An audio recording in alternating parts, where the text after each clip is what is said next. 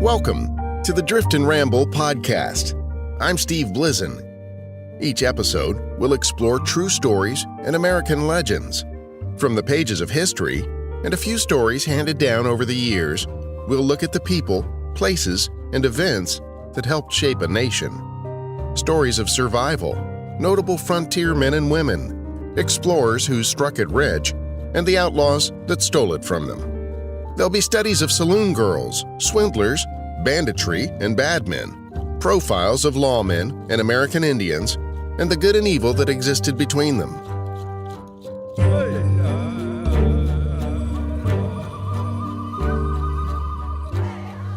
We'll amble through the past. We'll delve into the folklore of the times and maybe even uncover a ghost story or two. So, saddle up or settle in for the Drift and Ramble podcast. This is episode 32. There is a legend of the Navajo that is never discussed by tribesmen.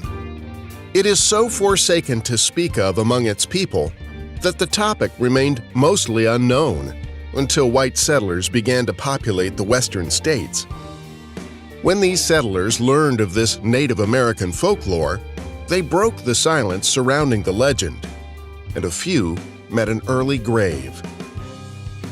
That legend, of course, is that of the Skin Walker, a shape-shifting shaman capable of unspeakable evil and supernatural power.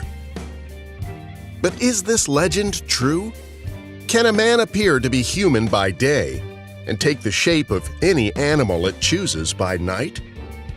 What possesses this spirit to do evil? And how does one transform from being merely mortal to become an unstoppable beast? I wanted to find out what I could about this spooky legend, so I contacted Dr. Conrad Morton, professor of anthropologic studies at the Arizona Institute for Native American Culture, to get some perspective on the origins of this legend. The Navajo are very careful to protect their oral histories, traditions, and legends. They do not discuss these kinds of things outside of their tribe, especially skinwalkers. But in the mid-1800s, as the influx of settlers started to move through Navajo territory, some of their folklore began to leak out. It was all secondhand and poorly documented because no written language existed at the time. Tribal beliefs and superstitions kept the Navajo people quiet on the topic. It's only in very recent years that these stories began to surface, and thus, the sightings seem to be increasing too. As a people, the language and the Navajo tradition of silence is extremely important. In fact, it is only in the last 20 years that the Navajo have begun to speak their own names. Their folklore includes the legend that if you say your own name out loud, it could cause your ears to dry up and fall off. That's Rachel Bennett, professor of archaeology at the University of California, San Diego. She's an expert on Navajo culture. She's been teaching and studying the history and artifacts of Native American people for nearly 20 years. She's unearthed plenty of new information on the topic of Navajo folklore. Part of this belief may be rooted in their striving for harmony in the universe. Achieving harmony with all living things between Mother Earth and Father Sky ensures the bounty of a clean soul and protection from the evil that preys upon those who disturb that harmony. During World War II, one of the primary reasons that Navajo code talkers were so successful in confounding the German and Japanese military was because of their unusual language structure. That, combined with the fact that there were no published Navajo dictionaries at the time, made Navajo an impossible language to crack. In those days, nearly every school-age Navajo child learning English during the day was speaking their native Diné at home. Now, that language is in danger of vanishing completely. And while the language is now part of the Navajo Nation's school curriculum, its practical use continues to decline. So, in 2013, Star Wars, the original movie from 1977, became the first major motion picture to ever be translated into Navajo, as part of an ongoing effort to preserve the language and encourage its use. All of this points to the fact that it was only until very recently the oral traditions of the Navajo, including their legends and folklore, have become available to non-Navajo speakers. Knowing these stories could be in danger of disappearing completely, I asked Dr. Morton if he could elaborate on the Skinwalker legend. I wanted to know just what a skinwalker was. How does it manifest itself? Is it an animal, like a werewolf? Or an evil spirit, like a demon? Well, that's the million-dollar question, isn't it? I mean, the question of just exactly what it is unanswerable. The question I can try to answer is, how does one become this evil shaman or witch? You have to understand that in the Navajo tradition, there are two kinds of people. Those regular folks like you and me, and the holy people, who were more spiritual beings, almost supernatural, with powers and abilities far beyond what the regular folks or Dine possessed. Among these holy people were medicine men who were highly regarded among their people. Some medicine men grew more powerful over time, and as their powers grew, so did their temptations. You could almost look at it as a kind of ascension through the ranks. As these medicine men gained more power and responsibility, they could become distracted by greed and lust. So when the time came to choose between using their gifts to maintain harmony within the universe or to continue to become more powerful, those who were seduced by power became evil, and their powers quickly multiplied, morphing them into evil, wildly powerful souls. Wait, this is all sounding very familiar to me. The struggle to keep harmony in the universe, evil beings with unimaginable powers. It sounds like any minute you're going to tell me that Star Wars is based on... Whoa. I just realized that Skywalker and Skinwalker are like... I kind of have the chills right now. Sorry, Doc, you probably get that a lot. Yes, well, there are many similarities between Star Wars and Native American spiritualism. It's not a coincidence at all, actually. These themes were quite intentional. You see, George Lucas was influenced by an author named Joseph Campbell, and Campbell had been influenced by universal mythologies like those of Native Americans. So it's perfectly fitting that the spiritualistic aspect of Star Wars is very much aligned with the mythos of the Navajo people. So you're saying Star Wars really is based on Native American mythology? Well, to some degree, yes. I don't think that George Lucas specifically drafted this story based on Navajo folklore, but he has mentioned himself that by his second draft of the story, he was heavily influenced by Joseph Campbell's hero's journey, or monomyth theory. To visualize this, all you have to do is look at Princess Leia's hairdo and compare it to images of Hopi women. Actually, maybe this helps to illustrate the story of the Skinwalker. Let's say Darth Vader was once a Jedi Master. That's analogous to a Navajo shaman or medicine man who started out good, but became evil. Darth Vader's quest for power is unending, and therefore, as his lust for power grows, so do his abilities. He can also sense disturbances in the Force, which is like what medicine men do by sensing an imbalance in the universal harmony of things within the Navajo world. Wow. So this makes a lot of sense to me now.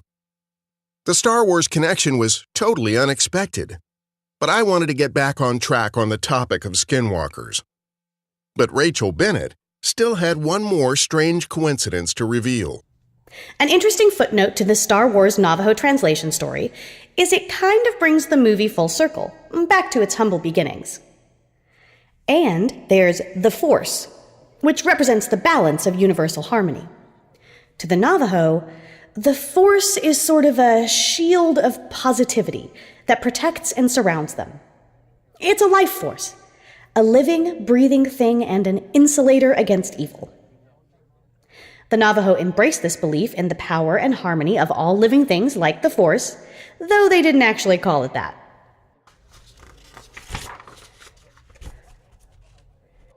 They also believed that juniper berries could help ward off evil, so they made jewelry from the berries and wore it as protection against evil.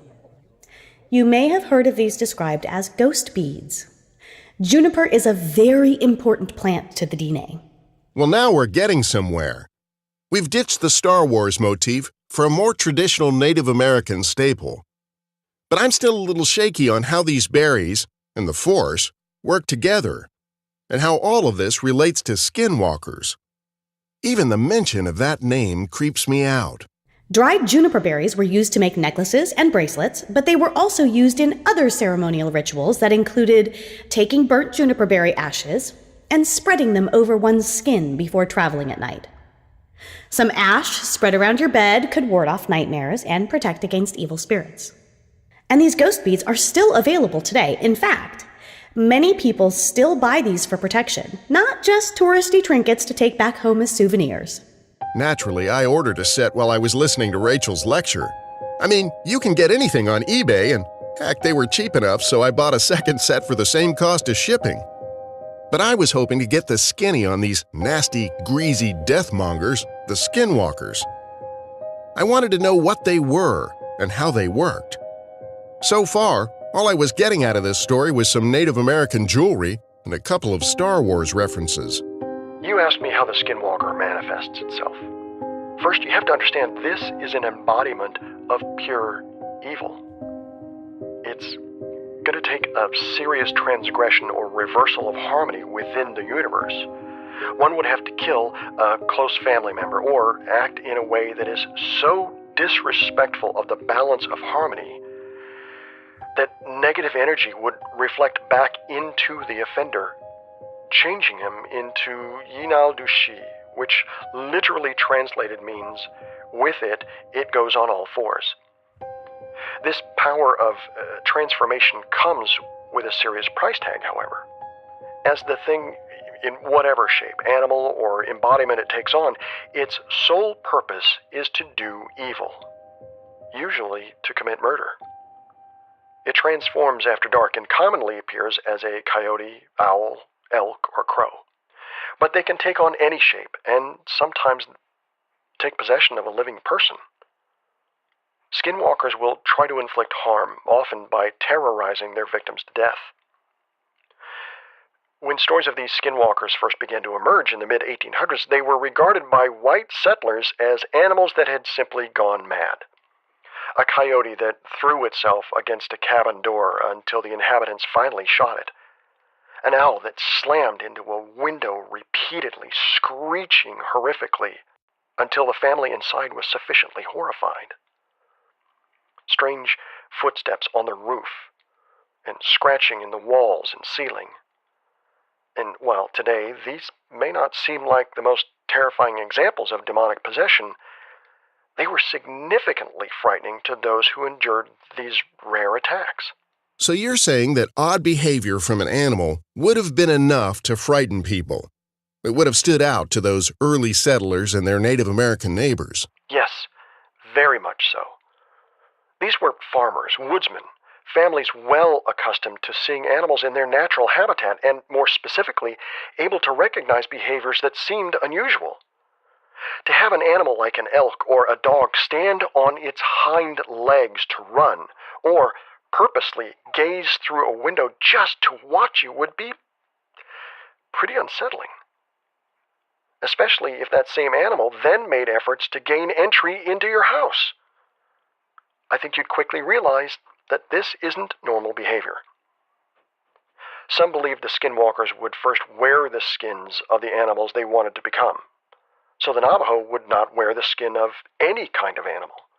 In fact, it was considered taboo to wear the pelt of any animal at all. Navajo are only known to wear sheepskin and buckskin, and even then, they did it only for ceremonial purposes. Stands to reason, then, that anyone wearing the skin of an animal had already turned evil. And these entities, these skinwalkers, are sort of living in their own self-made hell. Is that a correct assessment, Doctor? Yes, exactly. Once the decision was made, either consciously or by deed, to give in to the power of evil, their fate was sealed. The legends say skinwalkers could live forever, but their sole purpose was to wreak havoc, to terrorize the Dine, or Earth people, with the intention of frightening them to death. They would do this by haunting their victims until they went mad, or took their own lives in an effort to stop the terror. In some cases, this could go on for years. What kind of terror are we talking about here? I mean, give me an example of what an encounter with a skinwalker would be like. There are hundreds of stories of these encounters. They're still happening to this day. Many years ago, I was told about an encounter by a then 9-year-old boy who had been staying with his grandparents in their home in the Navajo Nation.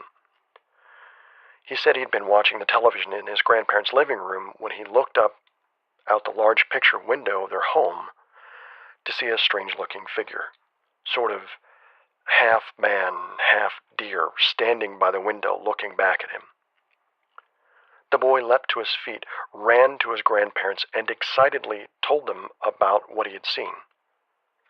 Of course, by the time they returned to the living room, there was no sign of the animal.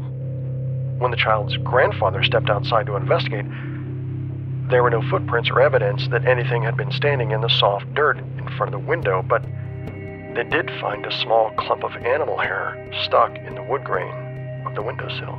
That's just creepy. Did the boy ever see this creature again? That's just it.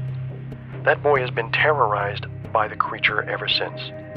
He's 34 now and living off the reservation in New Mexico. We've stayed in touch, and I spoke with him just last week.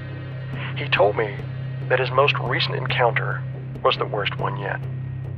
He was driving home one night a few weeks ago, and he noticed an old woman walking along the side of the 2-lane road. It's desolate territory, so he stopped and approached her to offer a ride into town. He said the woman hesitated, then slowly looked up at him, revealing a gaunt, hideous face and glowing yellow eyes that were more like a cat's than a human's. The woman hissed something incomprehensible, and Atza, the man's Navajo name, ran back to his car and drove away. As he reached speeds in excess of 60 miles an hour, something began to tap on the outside of the passenger window. Atza looked over and saw a strange dog-like creature, easily keeping pace with his speeding car. The animal playfully pressed its bony hand against the window and scraped its fingernails along the glass. It dropped its head to ensure it made eye contact. It had glowing yellow eyes and ran on its hind legs like a human. But humans cannot run faster than 28 miles an hour. The man driving was easily doing twice that speed. Then, the animal darted out in front of the car before speeding off into the countryside. Atza asked me how he might fight off this beast, knowing he soon will have to. Oh my God, that's horrifying. What did you tell him? How can you fight off one of these things? According to legend, you can't. I mean, most people can't.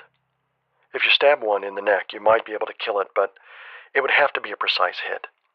But these things are huge. They're fast and powerful beings. It's unlikely you could ever overpower one. There's a rumor that you can use bullets made with or dipped in juniper ash, but I wouldn't count on that. Plus, hitting one would be difficult as they're known to run at incredible speeds. The old legend is that you would need to know its given name and say that aloud. Remember, this feeds into the Navajo belief that saying your name aloud is a bad thing. Saying the given name of the afflicted skinwalker would cause the thing harm, enough to stop an attack, and soon it would become sick, weak, and die. These things sound unstoppable. That's crazy. I continued my conversation with Dr. Morton, and he continued to talk about stories various people had told him over the years. As we spoke, I couldn't help but wonder why these stories all seem so recent. A quick search of YouTube brought up a dozen or so videos showing what were strange, unfocused animal-like life forms moving across frames in eerie motion. They all had one thing in common. they were impossible to identify as either animal or human. As I continued to search, I came across a list of unusual unsolved cases around Flagstaff, Arizona. Going back as far as 1958, there are a number of cold cases where bodies were found, but the manner of death could not be determined. These bodies, all found within what many consider to be Navajo territory, share other unusual circumstances. Many were found in very remote areas. In 1957, a woman was reported missing, and her remains were found a year later, on Halloween Day, October 31st, 1958, in a remote region just outside of the Grand Canyon. In 1975, a cattle rancher discovered the body of a young man in a remote region of his ranch.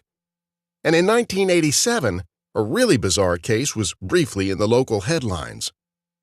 The murder of Sarah Saganitso was an unusual case because there was evidence of Navajo witchcraft at the crime scene. The victim had been bitten as well.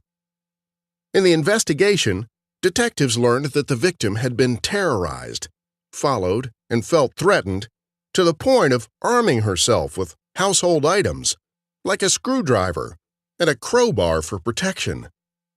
A suspect was arrested, and forensically seemed like a good match based on the technologies available at the time. His teeth appeared to fit the bite marks on the victim, too. Oddly, not only did the suspect confess to the crime, but he claimed to have been having dreams about the murder before it ever even happened. But friends of the suspect testified in court that the man had been with them at the time of the murder. If this suspect was guilty, how could he have possibly been in two places at once?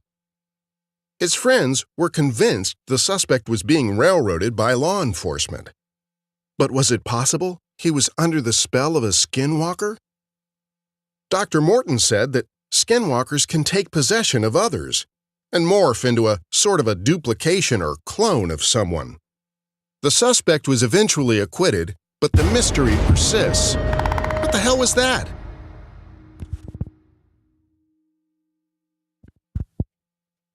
Weird. I don't know what the hell that noise was, but it sure did scare me. I'm still getting shivers up my spine.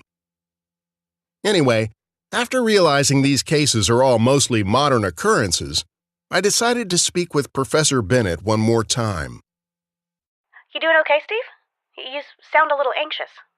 Oh, I just had this weird thing happen. Kinda gave me the chills. I'm good, though. Should we start recording? Yep, I am all set. Just curious, though, what kind of weird thing? I don't know. I think somebody was just banging at the front door or something. I thought it was a delivery, but nothing was there. Anyway, tell me what you know about this skinwalker legend. I just found out there was a crime case in Flagstaff where a guy was suspected of being a skinwalker in a murder case. Oh, I remember that case. There was some evidence at the crime scene. Some kind of Navajo witchcraft involved. I think they suspected a guy, but he was eventually acquitted. That area near Flagstaff, and more so around Sedona, were always significant locations in Navajo culture. Sedona, even today, is considered to be a magical place and the site of paranormal activity. Rachel, can you hang on a second? I think it's that delivery guy again. Sure, I'm good. Hey, buddy, do you knock so loud? Rachel? Yep, still here. Sorry about that. Someone was getting aggressive with the door knocks again. Anyway, I can edit all this out. Where were we? We were talking about the Sedona, Arizona area, which has always been a mecca for all kinds of paranormal activity. Sightings of skinwalkers are a mostly recent thing, but the reports often include chasing cars and taunting behaviors. These fit the legend, but we haven't seen a credible video surface yet. I suspect that's just a matter of time. These shaman can sense if they're being watched, even at great distances, so if we're ever going to catch one of them... Jesus! Steve? What is going on over there? I don't know. Must be kids or something. They keep banging on the front door. Have you ever had your house blessed? What? No. I mean, I don't... Why would I do that? The Navajo name for their homes is Hogan. The Hogan is a sacred place and usually built in harmony with Mother Earth and Father Sky. If the dwelling is a home that is not built in the Navajo tradition, you can bless the home with prayer and by burning sage. I think you should do that, Steve. Well, I wouldn't even know where to start. I mean, where do you even find sage? Besides, what's all this got to do with anything anyway? Do you have any sage in the house right now? I don't know. What's it look like? Cooking spice? Is there anyone else in the house with you, Steve? No, I'm alone. Hey, are you messing with me? You're suddenly making me very nervous. No, I'm not messing with you. Are you on your cell phone? Yeah, why? I want you to take the phone with you and make sure all your doors and windows are closed and locked. What? Seriously? Yeah, seriously. Take the phone with you and tell me if you see anything unusual. Rachel, if this is some sort of prank... It's not a prank, Steve. It's serious. Tell me where you are in the house. Well, I'm out of the recording booth, making my way to the front door. The deadbolt is latched. Now I'll move over to the sliding glass door. It's locked, too. Rachel, I swear, if you're messing with me... Steve? Steve! What's happening there? Can you hear me? Yeah, I can hear you. I've got you on speaker. What just happened, Steve? I heard you cry out. There was a sound. A thud.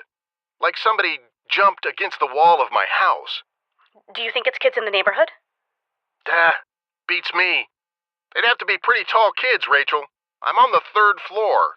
And that sound? It sounded like it came from outside where I am right now. There's no way any kids could reach that height. I'm in the bedroom now, checking the balcony door. Steve, just check that the door is locked. Do not look outside. Do you hear me?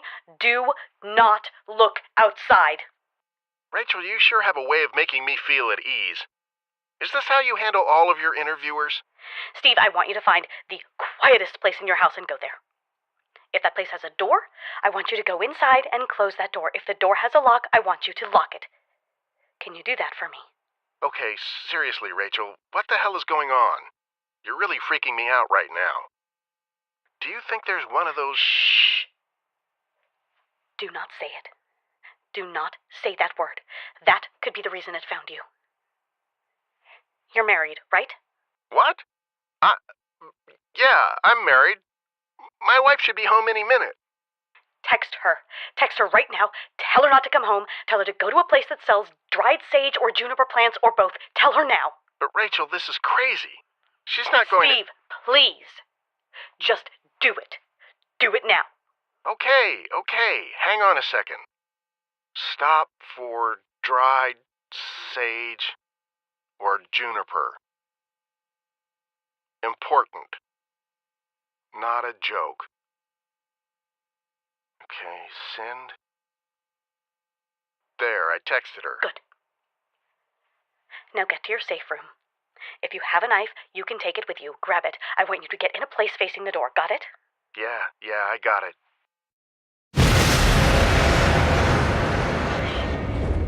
Steve? Steve! Yeah, I'm here. Are you in your safe place yet? Getting there. Good. Okay, relax. Calm down. Take a minute to catch your breath. Rachel, do you really think that's one of those things out there? You shouldn't have spoken about it, Steve. You shouldn't have said my name. What? Did you just... Rachel? No, not Rachel.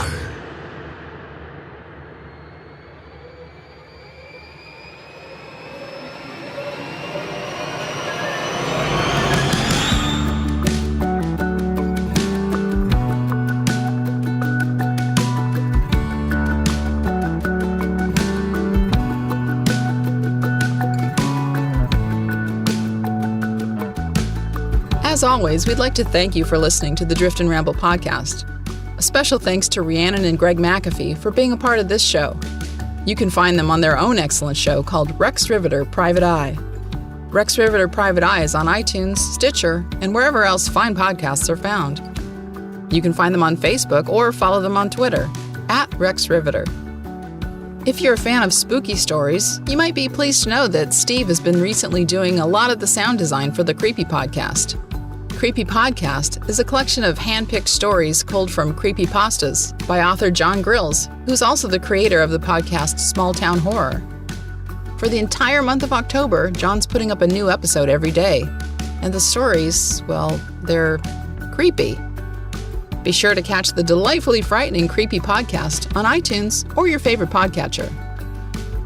Now, for the fans of the Drift and Ramble podcast, Steve has had a pretty traumatic month in October, so he's taking some much-needed time off to seek therapy.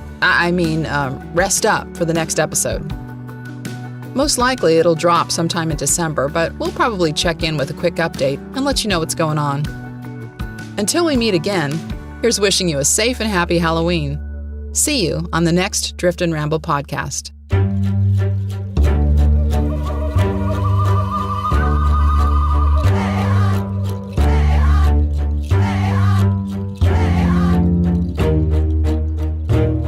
As you may know, the Drift and Ramble podcast was nominated for an Audioverse Award in 3 different categories: Best Original Song, Best Engineer, and Best Production.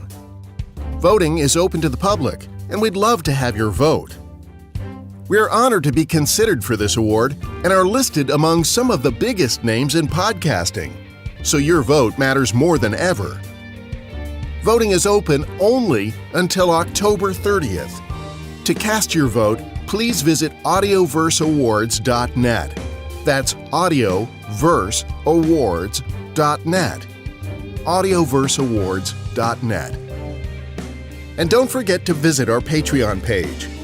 Patrons get access to exclusive content, including original music like this theme from the Skinwalkers episode you just heard. There's also plans for a few exclusive interviews and episodes down the road, so sign up today. That's patreon.com/driftanramble. And even if you choose not to support our show, you'll still gain access to show notes, cast lists, and other information at no cost whatsoever. That's patreon.com/driftanramble. That's patreon.com/driftanramble.